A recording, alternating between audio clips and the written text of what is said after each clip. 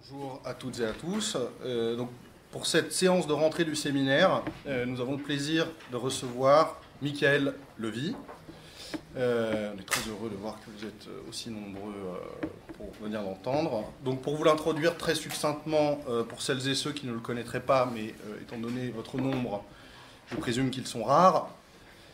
Michael Levy est sociologue et directeur de recherche émérite au CNRS.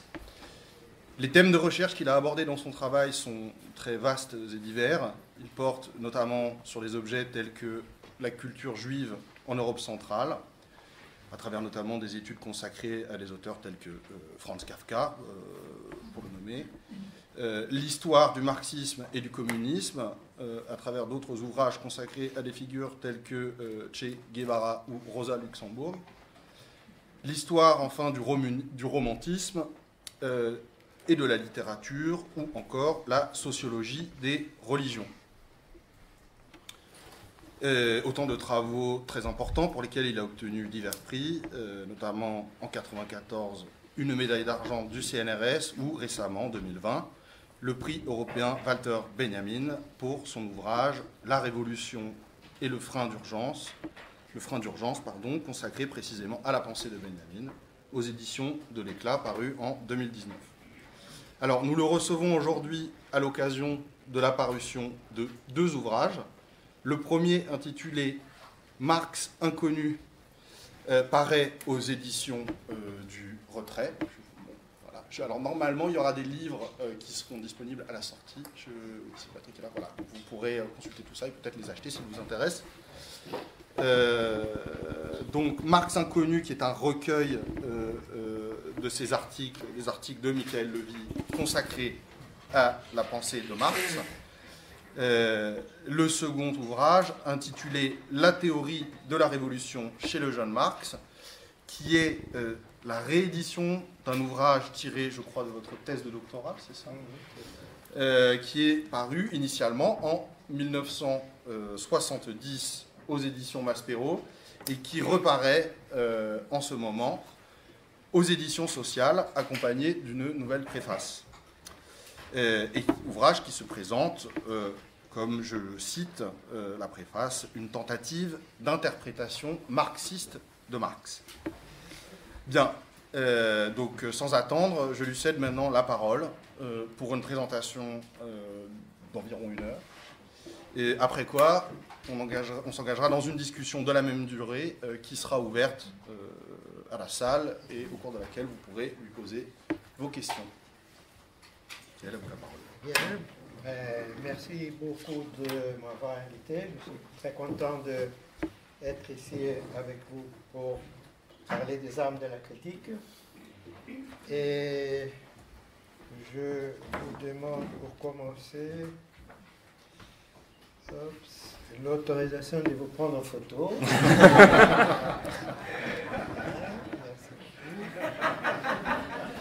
Bien.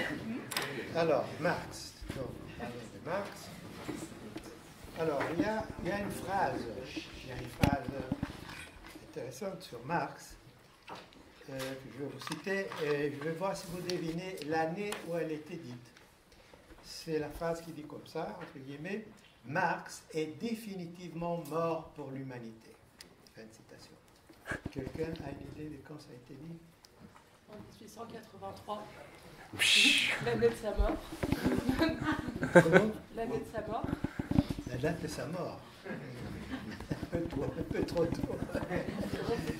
On aurait pu dire que c'est en 1989, après la chute du mur, il y a eu beaucoup de textes qui sont parus dans cette histoire. Mais non, c'est pas ça. Elle date de 1907. 1907. Benedetto Croce, auteur, un grand esprit, mais même les grands esprits peuvent se tromper. 10 ans avant la Révolution russe, vous voyez, il s'est trompé. Et je pense que les multiples rééditions de cette phrase, de cet argument qu'on a entendu jusqu'à aujourd'hui vont aussi se révéler également prématurées, un peu prématurées. Bon, maintenant, je vais vous parler de ces livres qui, entre nous soit dit, c'est une pièce de musée, qui date de 1970. Ne le dites pas à personne, mais c'est vraiment très vieux, 50 ans, bien avant que vous soyez nés, sauf quelques exceptions. Mais voilà. Je pense que malgré tout, bon, il garde une certaine actualité. J'ai essayé de faire une préface pour montrer, bon, alors il faudrait peut-être l'actualiser. Enfin, donc je vais vous résumer en peu de mots, parce que ça demanderait évidemment un séminaire de plusieurs mois pour expliquer tout ça en détail, mais vraiment d'une façon très très brève et pédagogique, disons, les idées principales de ces livres, qui étaient effectivement, comme vous avez dit, ma thèse de doctorat sur la direction de Lucien Goleman, qui d'ailleurs, entre parenthèses, n'était pas tellement d'accord avec ma thèse. Enfin, ça, c'est un détail. Bien. Alors, commençons avec un mot, comment on pensait la révolution avant Marx. Bon, vraiment en deux mots. Il y a, disons, deux courants importants. Il y a plusieurs, enfin, il y a deux courants importants, les matérialistes et les idéalistes. Bon, les matérialistes, à partir du matérialisme français du XVIIIe siècle,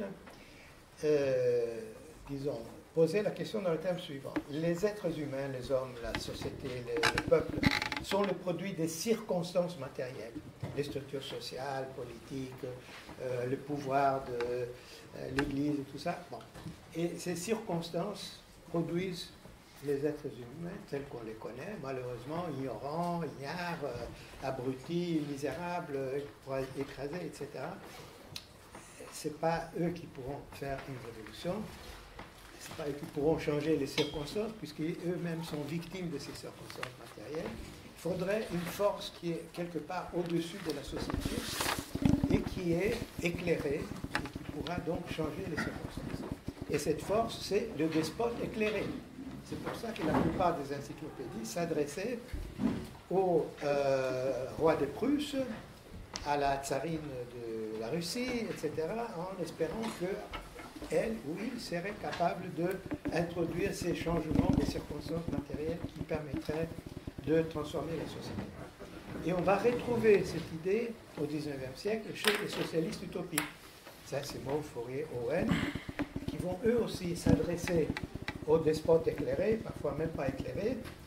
Si je me rappelle bien, Owen a écrit une lettre à la Sainte Alliance, pas très éclairé, mais enfin en disant voilà mon programme socialiste que vous devrez mettre en pratique. Bon, donc voilà un peu l'impasse où conduisait cette espèce de premier matérialisme, si vous voulez, prédialectique. Bon, de l'autre côté, on a l'idéalisme, notamment l'idéalisme néo-hegelien, notamment l'idéalisme néo-hegelien de gauche, qui avait une vocation révolutionnaire. Il voulait transformer la société. Mais comment le faire? Eh bien, en transformant les consciences par la philosophie, par la théorie critique. On transforme les consciences, et une fois les consciences des individus, des êtres humains, ou du peuple, etc., transformées, bon, la société sera transformée. Bien, voilà une autre façon, évidemment, totalement opposée de réfléchir, mais qui, évidemment, aboutissait aussi à une impasse. Bon, alors, comme je vais essayer de montrer que Marx a formulé une nouvelle conception qui va dépasser ces deux-là, dépasser au sens dialectique, c'est-à-dire de la Aufhebung. Bon. Mais, disons, Marx, contrairement à certaines personnes, n'est pas né marxiste. Il a dû faire tout un chemin pour arriver au marxisme. Un chemin que je ne vais pas pouvoir tracer toutes les étapes, mais je vais parler de 2 ou 3 moments clés, disons, dans ce parcours entre 1844 et 1946. C'est à ce moment-là que ça va se décider. Alors, commençons en 1844 par un texte classique, très connu du jeune Marx, Introduction à la critique de la philosophie du droit des guerres, publié dans le Deutsche Französische Jahrbuch franco-allemande au début de l'année 1840, où Marx affirme quelque chose qui est tout à fait nouveau à ce moment, que le prolétariat est la seule classe révolutionnaire en Allemagne. S'il y a une transformation révolutionnaire à faire en Allemagne, il n'y a que le prolétariat qui peut la faire. C'est une affirmation très, très avancée et très intéressante. Cependant, Marx envisageait le prolétariat dans une optique néo-hegelienne. Qu'est-ce que ça veut dire? Bon, Marx le dit dans le texte, Il commence en disant la réforme protestante a commencé dans la tête d'un moine, Luther. Maintenant, la révolution commence dans la tête du philosophe. Il ne dit pas le nom du philosophe, mais enfin, des philosophes. Donc il y a cette idée. La révolution commence dans la tête du philosophe. Bon, et après, qu'est-ce qui va se passer? Bon, après qu'elle est née dans la tête du philosophe, eh bien, elle va saisir le masses. Vous voyez, ça commence la philosophie dans la tête, et puis, hop, elle saisit le masses. Elle tombe comme un éclair sur les naïfs terrains populaires. Je cite des passages de ce texte. Et même, il va écrire à un certain moment que, je cite, les révolutions, donc la révolution, la théorie s'échange en force matérielle dès qu'elle saisit, ergreift, le masses. En effet, les révolutions ont besoin d'un élément passif, d'une base matérielle. Et donc, elle doit réaliser les besoins du peuple, etc. Donc, voilà un peu un schéma néo-hegelien. L'élément actif, c'est la théorie critique, la pensée, la philosophie. Ça, c'est l'élément actif. Elle saisit les masses, qui sont l'élément passif, et le met en mouvement, et voilà, la révolution s'est faite. Bon, je simplifie évidemment, mais il y a un peu ce schéma typique de l'idéalisme néo-hegelien de gauche. Les frères Bauer, Moses, etc. Donc voilà où en était Marx au début de l'année 1844. Il découvre dans le prolétariat la classe révolutionnaire, mais il conçoit cette révolution selon le schéma classique idéaliste néo-hegelien. La révolution née dans la tête du philosophe. Bon. Maintenant, qu'est-ce qui va se passer pendant l'année 1844? Bon, Marx va découvrir le prolétariat réel, pas les concepts philosophiques abstraits, mais le prolétariat réel, en assistant à des réunions d'ouvriers communistes à Paris, en lisant des choses sur le mouvement ouvrier anglais, notamment à travers les écrits d'Engels, des chartistes, et en étudiant certains livres qui vont lui expliquer que le mouvement ouvrier, les mouvements communistes, les mouvements socialistes, ça a quelque chose à voir avec l'auto-activité de la classe ouvrière, des travailleurs. Voilà un peu les premiers éléments du changement. Mais l'élément fondamental qui va le faire changer, c'est un événement historique, qui est l'insurrection des Tisserands silésiens, en juin 1844. Un événement aujourd'hui un peu oublié, mais enfin, à l'époque, ça frappait les imaginations, parce que, pour la première fois dans l'histoire de l'Allemagne, on voyait un soulèvement prolétarien, les Tisserands de la Silésie, dans plusieurs villages plutôt où il y avait les usines textiles, se sont soulevés, les armes à la main, ont attaqué, ont pris les usines, ont attaqué disons, le centre où se conservaient les actes de propriété privée, ont mis le feu, enfin c'était une vraie insurrection. L'armée prussienne a dû intervenir, il y a eu des batailles pendant une semaine. C'était un événement considérable qui a suscité beaucoup de discussions chez les artistes, les intellectuels allemands. Heinrich Heine, le poète, a dédié un poème, le Tisserand, c'est bien, c'est le poète le plus célèbre. Et évidemment, les néo-hegeliens aussi étaient frappés par l'événement. Et certains ont écrit des lettres à Marx en disant ben, cet événement prouve que vous avez eu raison en disant le prolétariat c'est la classe révolutionnaire. C'est incroyable. À peine quelques mois, vous avez publié ça et voilà la confirmation de votre hypothèse. Mais un autre néo-hegelien de gauche, c'était Arnold Ruge, a publié un article dans une revue allemande, Vorwärts en avant, publié à Paris, pas des idées de gauche, non, allemand, qui était critique de l'événement. Il disait, bah, cet événement, il n'était pas politique, il ne demandait même pas la République, il ne s'attaquait pas à la monarchie, c'était une des questions sociales, bon, économiques, c'est vraiment pas intéressant. Alors Marx était furieux. Il a pris sa plume et il a répondu à cet article qui avait été signé par Arnold Ruge avec il n'a pas signé son nom, il a signé un Prussien. Alors, Marx a écrit un article qui a un titre qui veut rien dire. Il dit glose marginale à l'article d'un Prussien sur les éléments. Mais c'est un texte très important. Souvent, on l'ignore. Hein, dans les littératures sociologiques, disons, c'est un texte qu'on ignore, ou alors qu'on minimise. On dit beaucoup. Pas très long. Et à mon avis, vraiment, c'est un texte capital pour comprendre le mouvement de la pensée de Marx.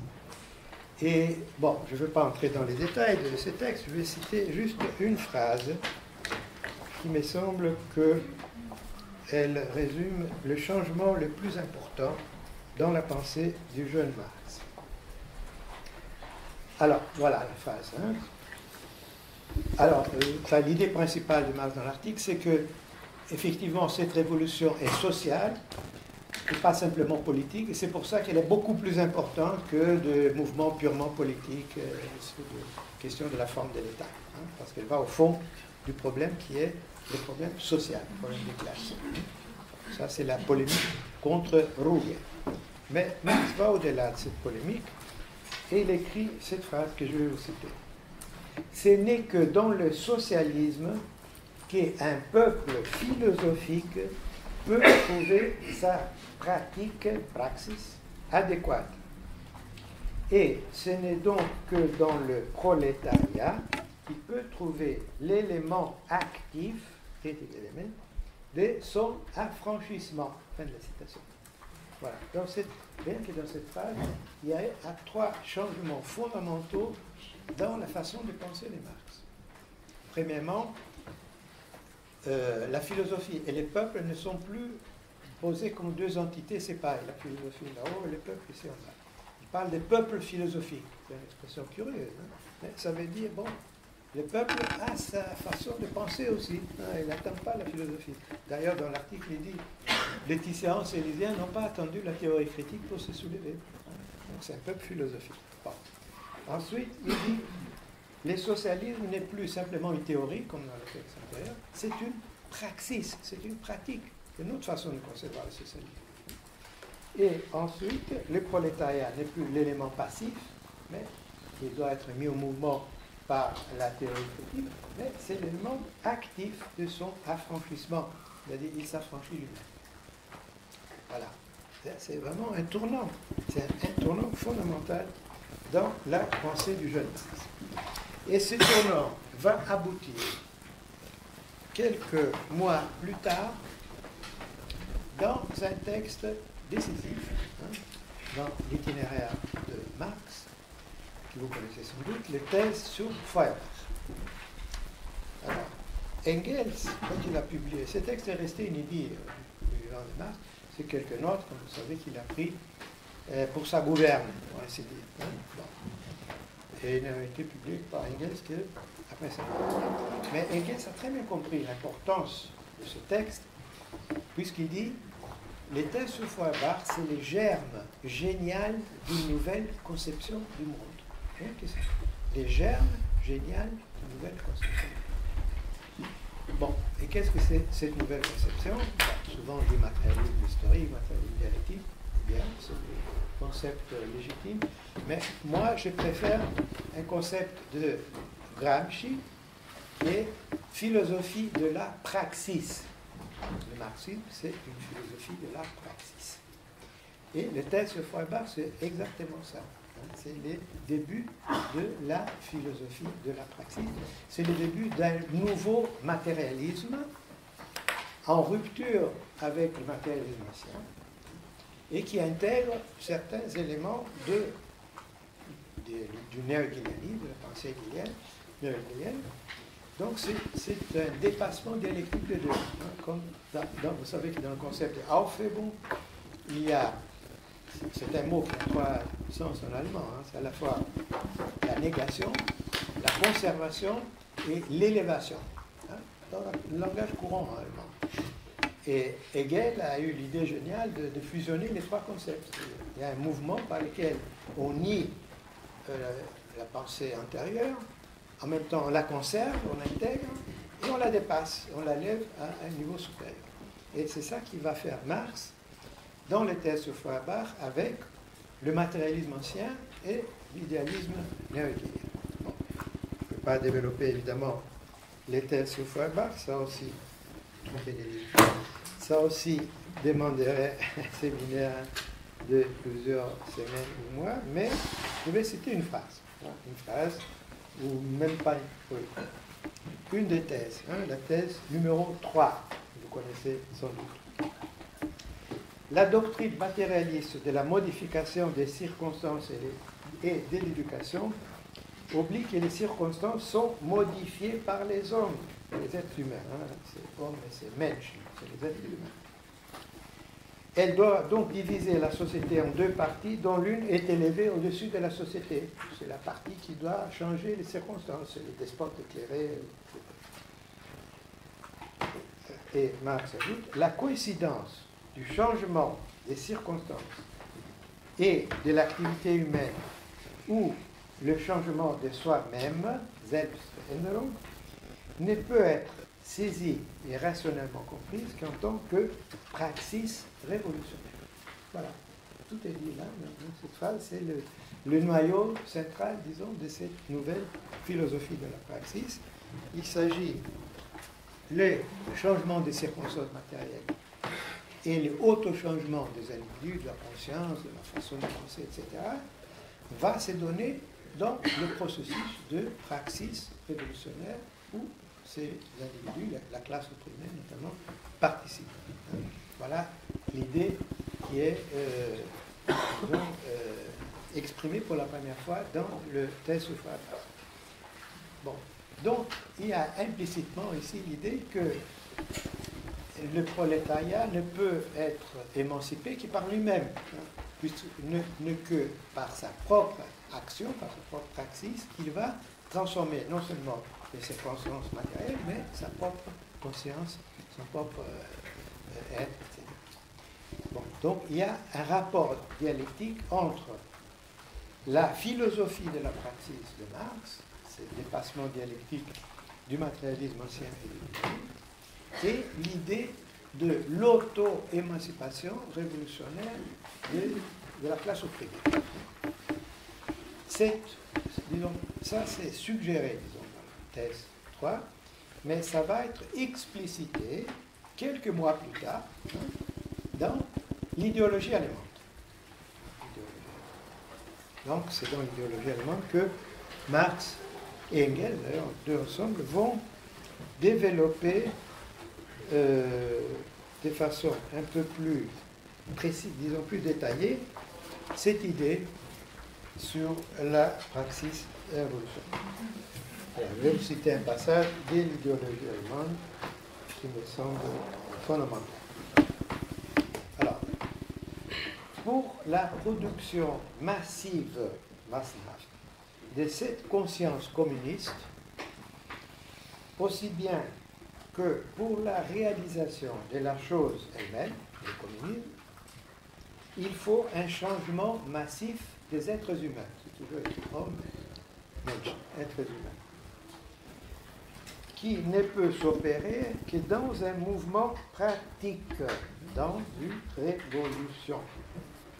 La révolution n'est donc pas seulement nécessaire parce qu'il n'y a pas d'autre moyen de renverser la classe dominante et changer les circonstances matérielles, etc., mais encore parce que la classe subversive, de cette classe, ne peut réussir que par une révolution à se débarrasser de tout le vieux fatras de l'idéologie dominante et devenir ainsi capable d'effectuer une nouvelle fondation de la société. Donc, vous voyez ici cette synthèse, disons, entre un argument philosophique, la philosophie de la praxis, le dépassement du matérialisme prédialectique et de la dialectique idéaliste néo-hegelienne, et une thèse politique fondamentale.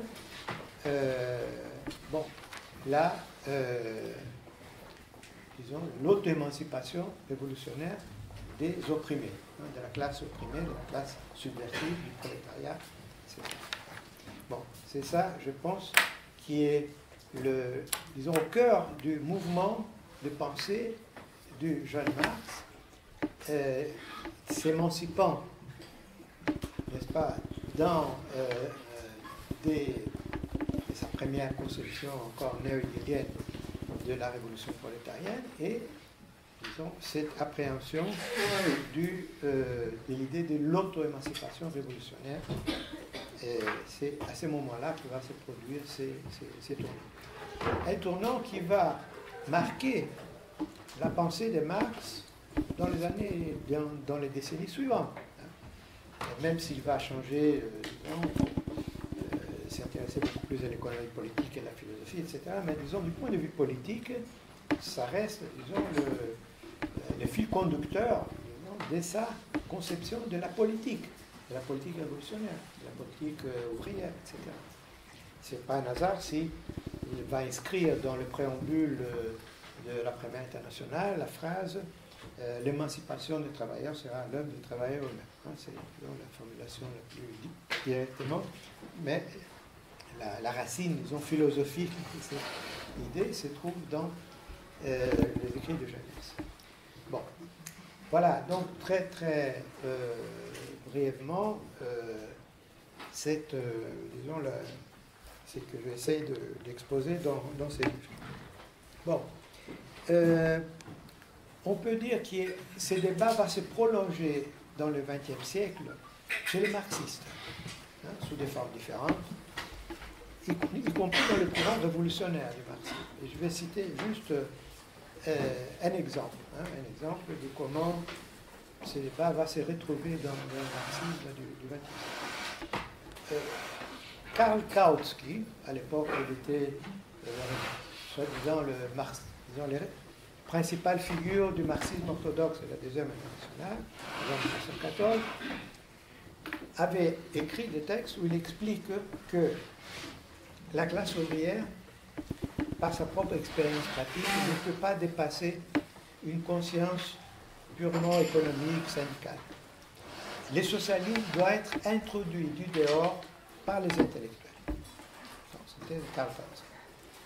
Eh bien, cette idée de Kautsky va être reprise par Lénine dans un de ses textes qui s'appelle Keffer. Voilà, donc Keffer, Lénine reprend cette idée, effectivement, il dit les ouvriers, par leur propre expérience de lutte dans les usines, etc., ne dépassent pas la conscience syndicaliste, tribunaliste, économiciste, etc., pour qu'il arrive à une conscience politique, révolutionnaire, etc. Le socialisme, bon, il va être introduit du dehors par le théoricien, les intellectuels, etc. C'est une formulation à peine modifiée de la thèse de Kautsky. Bon, en fait, et à ce moment-là, bon, la personne qui va polémiquer avec Lénine sur ça, c'est Rosa Luxembourg.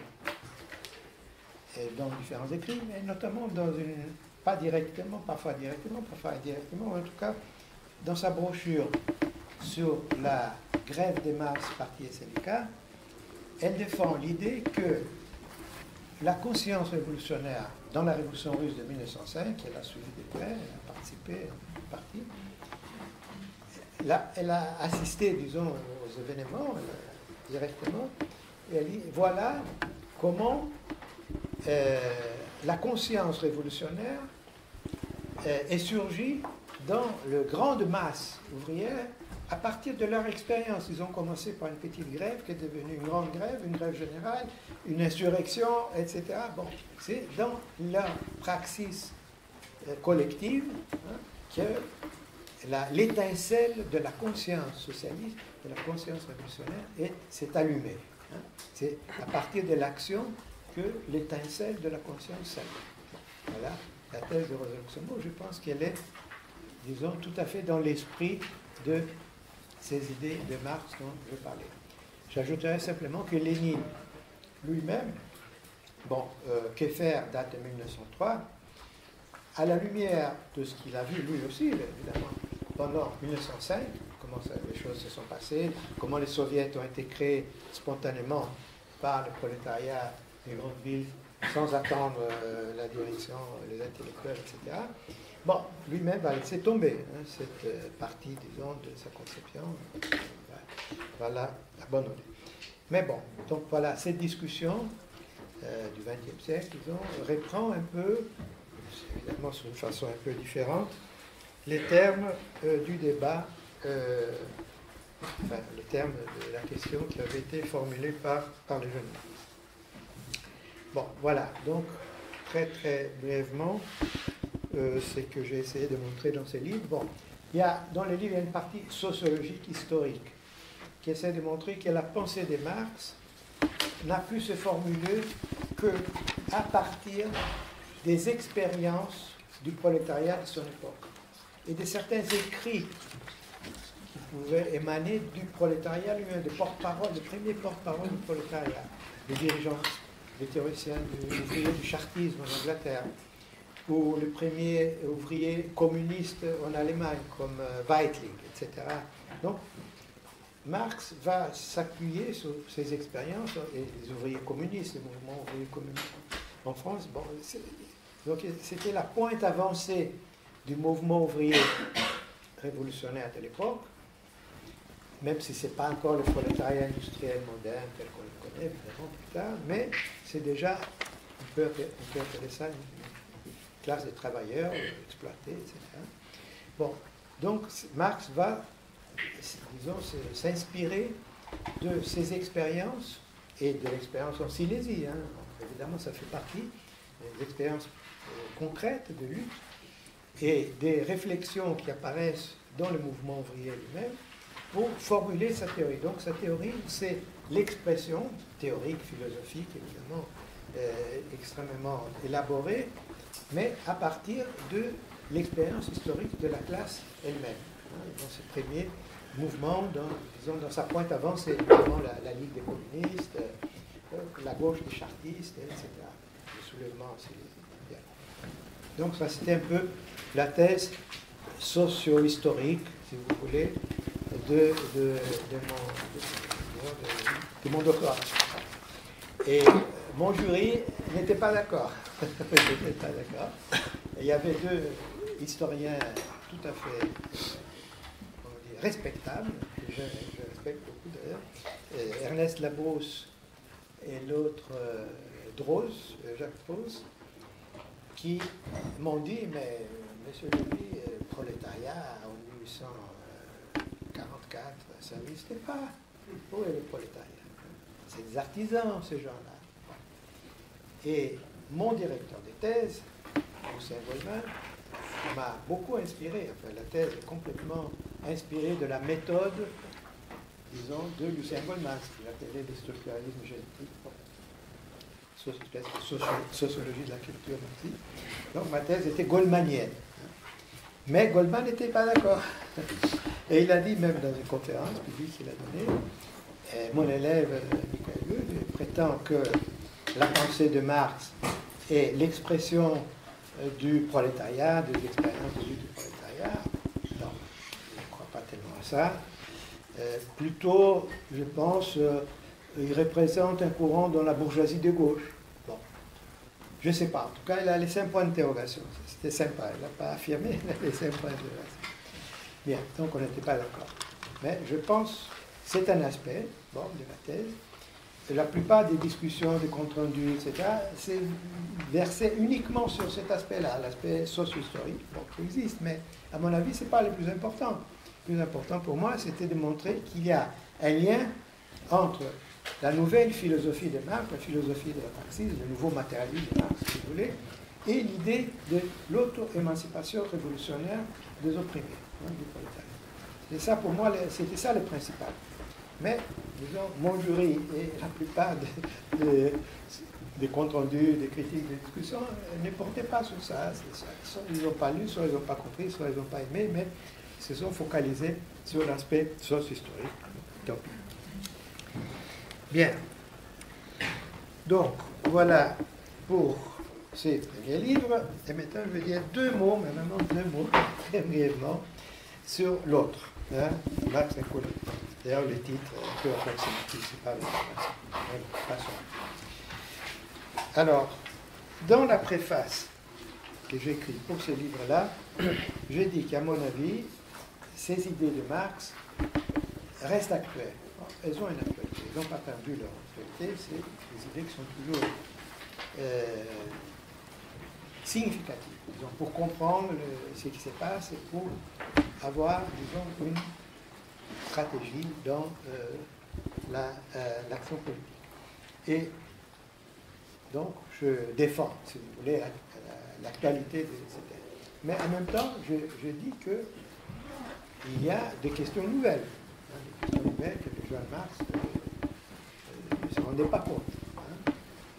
Et qu'aujourd'hui sont devenues extrêmement importantes. Et une de ces questions, la plus importante à mon avis, c'est la question écologique. La question écologique qui n'était pas dans l'horizon du jeune Marx. Donc, je pense que si on veut réfléchir à une théorie marxiste de la révolution, il faut intégrer cette dimension écologique. Donc, il faut réformuler l'idée des révolutions en intégrant la dimension écologique.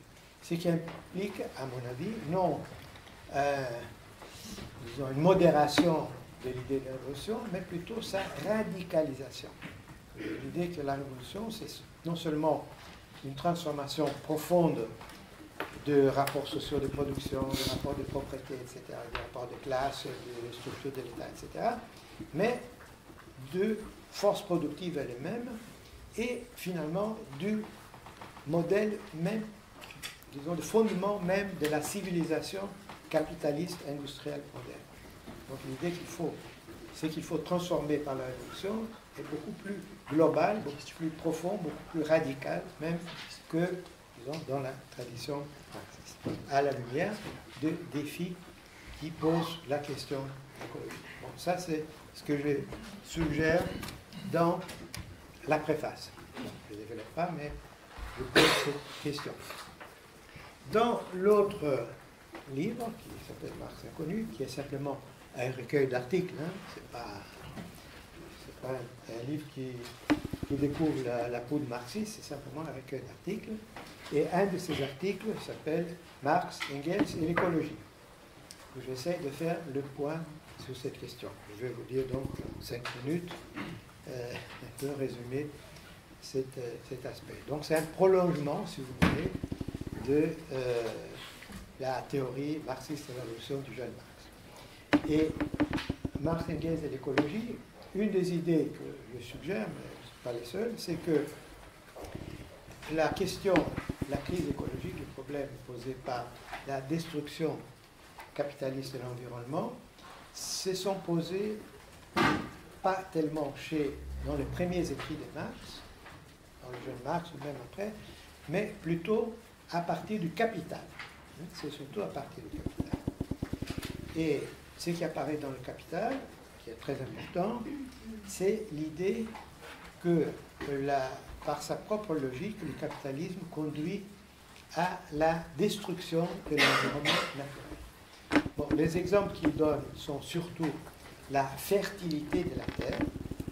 Marx dit, plus l'agriculture capitaliste progresse, comme aux États-Unis, plus la fertilité de la terre est détruite.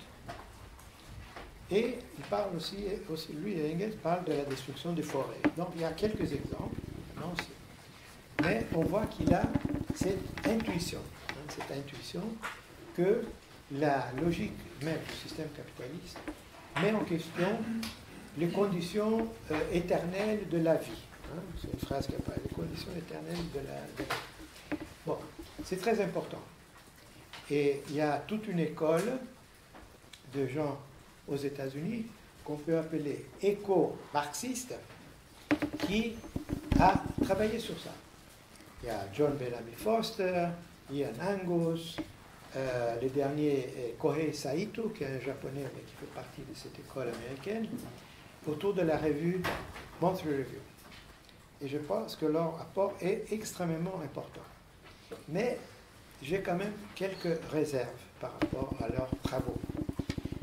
Ils ont un peu tendance à faire comme si l'écologie, la question écologique, était centrale pour Marx et Engels. Et je pense qu'elle était bonne. Si on lit les Capitales, vous allez lire les Capitales dans votre séminaire, il n'y a pas un chapitre du Capital sur la question de l'environnement, sur la question écologique. Il y a quelques passages ici ou là qui sont très importants, très intéressants. Ce n'était pas une question centrale, théorique ou politique pour Marx et Engels. Pour une bonne raison, à leur époque, au XIXe siècle, la crise écologique était tout à fait au début encore.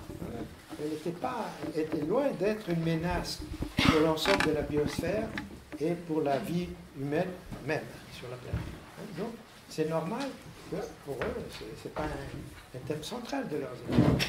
Donc, faire, présenter ces quelques passages, ces intuitions qui sont intéressantes chez Marx et Engels, comme étant déjà, bon, toute l'écologie marxiste est déjà là, je ne suis pas d'accord. Je pense que c'est une exagération. Évidemment, ces remarques de Marx et Engels sont intéressantes, sont importantes, sont des points d'appui importants pour penser une écologie marxiste, mais on ne peut pas se limiter à cela. Parce qu'aujourd'hui, contrairement à l'époque de Marx et Engels, la question de l'environnement, la question écologique, notamment la question du changement climatique, est devenue, c'est mon opinion, la question politique et sociale numéro 1 du XXIe siècle. Déjà aujourd'hui, et ça sera encore plus dans les prochains mois et les prochaines années. Donc, le marxisme doit répondre à ces défis et réfléchir. Donc, on a besoin de développer un éco-marxisme, si vous voulez, ou un éco-communisme, ou un éco-socialisme, comme on veut, où cette question-là devient maintenant un enjeu central de la réflexion économique, sociale, politique, de la conception qu'on a de la révolution, du socialisme et du capitalisme d'ailleurs, etc. Donc voilà un peu la conclusion à laquelle j'arrive à partir de Marx et Engels. Voilà, j'ai plus ou moins terminé.